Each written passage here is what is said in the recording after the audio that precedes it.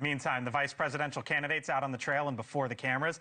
JD Vance attending the NASCAR playoff race with his family over the weekend.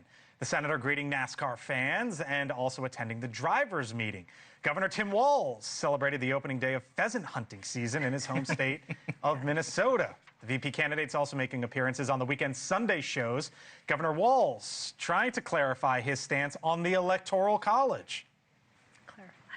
People feel, and they have to feel, every vote counts in every place of the country. The campaign's position is clear on this. That's not to get rid of the Electoral College, but it's to focus on every vote.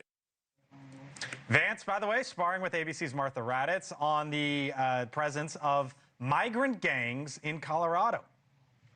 A handful of problems.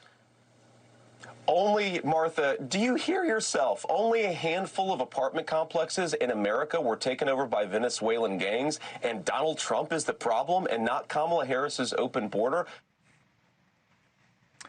I see Donald Trump not doing 60 Minutes. I see Kamala Harris not talking to Time.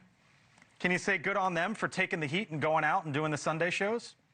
I don't think it matters. I'm going to be very honest with you. I think that anybody watching a Sunday show knows who they're voting for this November. Like, I'm sorry. I don't know. I think that Walz has become more of a liability than he is a pro. You know, everyone was talking about how bad JD Vance would be. JD Vance is actually helping bolster blue wall states. Yeah, but it's pheasant hunters. But, like, listen, the fact that he did that and then royally screwed it up, honestly, and the ridicule. You know, when Trump won, he got, actually in 2020 when he lost, he got 8% of the male vote.